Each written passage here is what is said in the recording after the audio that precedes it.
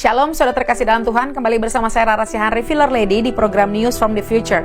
Hari ini kita akan membahas mengenai tahun ular. Kita baru saja, saudara-saudara kita baru memasuki Chinese New Year, di mana itu merupakan kalau daripada orang-orang Chinese, dari kebudayaan mereka mempercayai tahun ular.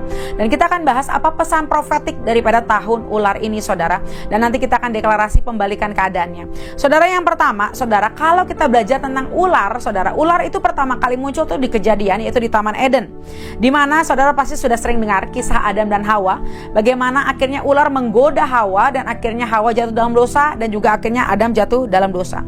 Saudara, Taman Eden itu bicara apa sih? Bicara tempat destiny, tempat panggilan.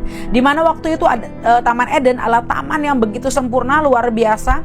Manusia itu benar-benar berhubungan dekat sama Tuhan, tapi di satu Kejadian, ular itu datang dan menggoda Hawa. Saudara, artinya di tahun ini saudara kita waspada ketika kita masuk destiny, kita masuk panggilan hidup kita. Hati-hati, ada spirit ular yang berusaha mau menggagalkan fokus, yang mau membuat anak-anak Tuhan jatuh dalam dosa. Saudara, ular itu memberikan godaan, bukan memberikan semua kebohongan, tapi dia memberikan setengah kebenaran, dan sebenarnya itu adalah sebuah full daripada kebohongan. So hari ini Tuhan bilang di 2025, di tahun ular ini, hati-hati, jangan mau dimanipulasi oleh ular. Saudara, ketika Hawa dimanipulasi oleh ular, dia akhirnya fokus sama buah, dia gak fokus sama janji Tuhan. Jadi ciri-ciri kalau ada spirit yang sedang memanipulasi saudara, artinya mata saudara gak lagi fokus sama Tuhan, gak lagi fokus sama janji Tuhan, tapi fokusnya sama buah itu atau sama masalah, fokusnya sama keadaan. Oleh karena itu saudara, hari-hari ini kita jangan fokus lihat kenyataan hidup, kepahitan, lihat hal-hal yang bikin kita lemah, tapi hanya fokus sama Tuhan, fokus sama janji Tuhan. Mata kita harus tertuju pada kebenaran firman Tuhan. Hati-hati manipulasi iblis. Dia datang menggoda, membuat saudara bertanya-tanya akan janji Tuhan, membuat kita bertanya-tanya akan kebaikan Tuhan. Tapi hari ini jangan dengarkan manipulasi daripada ular itu, tapi kita hanya fokus sama janji Tuhan bahwa Tuhan Yesus selalu baik dan Dia memiliki agenda yang dahsyat, yang luar biasa. So, jangan terdistract, jangan teralihkan fokusnya di tahun ini. Nah, yang kedua saudara, kalau kita bicara di Taman Eden, setelah kejadian itu, ketika manusia jatuh dalam dosa, akhirnya ular dikutuk, dia melata, dia berjalan dengan perutnya, dia makan debu dan tanah. Saudara, kalau kita garis bawahi kata debu dan tanah, manusia pada awal penciptaan, manusia juga diciptakan dari debu dan tanah. Tapi sesungguhnya nafas Tuhan waktu itu berhembus kepada manusia, akhirnya manusia itu hidup, saudara. Saudara, manusia itu terdiri dari 3, tubuh, jiwa, dan roh. Dan sebenarnya manusia ini, kita adalah manusia roh yang punya jiwa dan tinggal di dalam tubuh. Tubuh atau debu dan tanah itu hanya kedagingan kita, hanya manusia daging kita yang akan binasa, artinya dia nggak akan kekal.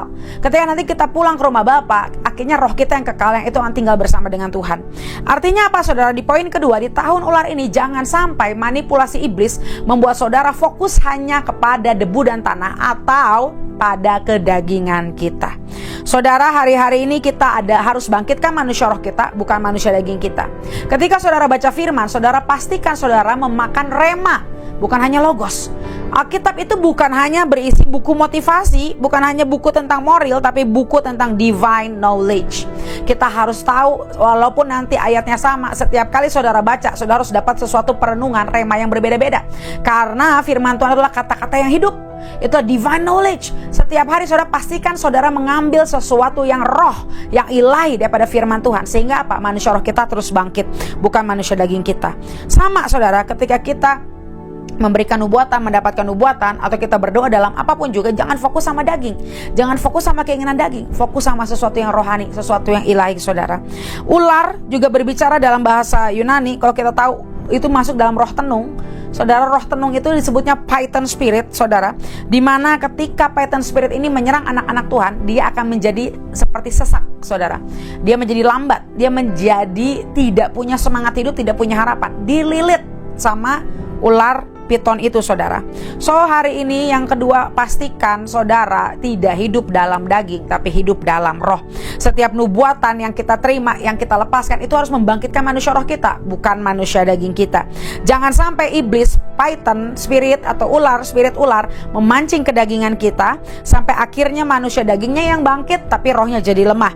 Oleh karena itu, mari kita bangkitkan manusia roh kita, dan kita lemahkan manusia daging kita. Kita harus living in the spirit. Hari-hari ini benar benar-benar saudara minta sesuatu yang ilahi setiap hari daripada Tuhan. Amin.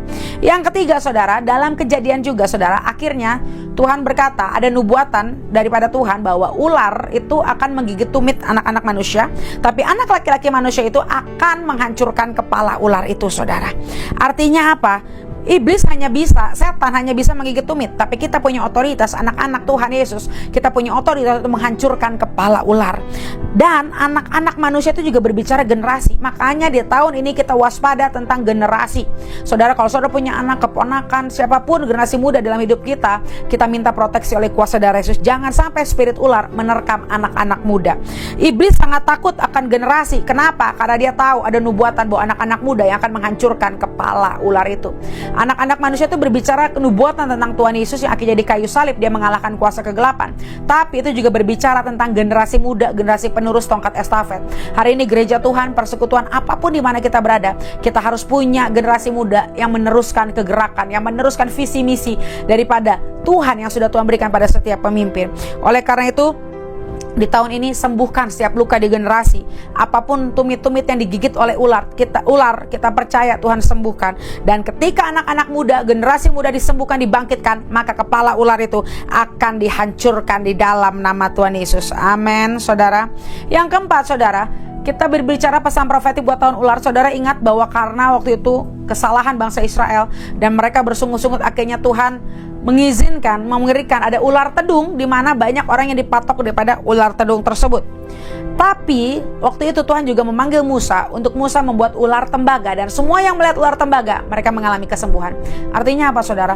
Poin keempat ini, mungkin di masa lalu kita pernah berontak sama Tuhan, kita pernah nyakitin hati Tuhan, ada ketidaktaatan kita yang akhirnya banyak hal gak enak terjadi atas hidup kita karena konsekuensi ketidaktaatan, konsekuensi dosa kita.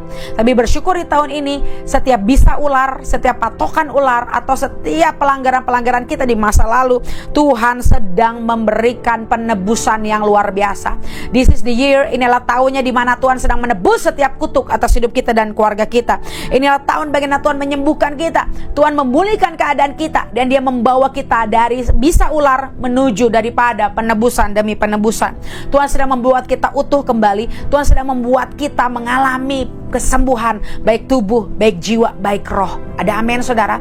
Ular tembaga itu adalah tanda penebusan Tuhan. Ketika bangsa Israel dipatuk oleh ular tedung, Tuhan memberikan juga ular tembaga. It's about redemption. Ini adalah merupakan penebusan. Dan percaya di tahun ini saudara, apapun ular tedung dalam hidup saudara, hari ini Tuhan balikan keadaan menjadi ular tembaga. Dan ketika saudara melihat penebusan itu, saudara melihat salib Kristus itu, saudara mengalami kesembuhan, mengalami pemulihan dan kemenangan di dalam nama Yesus.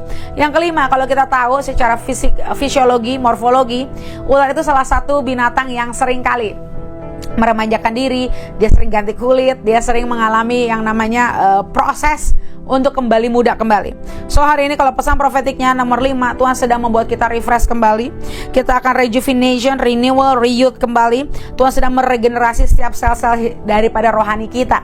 Jadi apapun yang hari udah mulai lelah, letih, saudara yang merasa udah tua, merasa udah capek, yang bosan, percaya Tuhan sanggup meregenerasi itu semua dan membuat kita muda kembali, semangat kembali bersama Tuhan. Amin. Demikian pesan profetik untuk tahun ular. Mari kita sama-sama mau deklarasikan bersama-sama. Nanti saudara yang nonton YouTube ini sekali ketika saya mendeklarasikannya, saudara juga ikut deklarasi ya. Kita percaya pembalikan keadaan ini terjadi untuk hidup kita, keluarga kita saudara. Yang pertama, di dalam nama Yesus, tahun ini adalah tahun di mana kami mempercayai kebenaran, bukan kenyataan. Kami hidup karena percaya, bukan karena melihat. Yang kedua, tahun ini kami perkatakan bahwa kami adalah orang-orang yang hidup dengan roh, bukan dengan kedagingan. Kami memulai dengan roh dan kami mengakhiri dengan roh. Yang ketiga, kami perkatakan di tahun ini Tuhan menyembuhkan kami dan kami menjadi generasi-generasi yang sembuh, sehingga kami dengan kaki kami bisa menginjak ular dan kalajengking, sehingga tidak ada yang dapat menyentuh kami. Yang keempat, tahun ini adalah tahun penebusan. Tuhan menebus kami, Tuhan menebus juga waktu kami, Tuhan menebus Tebus apapun yang hilang dari hidup kami. Berkat yang hilang, kesempatan yang hilang, Tuhan gantikan 7 kali lipat. Yang kelima, ini tahun di mana Tuhan membuat kami utuh. Kami bukan hanya Tuhan sembuhkan, tapi Tuhan pulihkan sampai roh, tubuh, jiwa kami menjadi utuh. Yang keenam, inilah tahun rejuvenasi. Inilah tahun kami menjadi muda kembali, dalam roh kami semakin kuat, segar, dan bersemangat kembali. Tuhan memperbaharui masa muda kami. Di dalam nama Tuhan Yesus, mari kita deklarasikan dengan iman dan tergenapi atas setiap hidup kami di dalam nama Tuhan Yesus. Haleluya, amin. Akhir kata, saya Rara Rasihan mengakhiri video ini dengan satu kata, tuntas.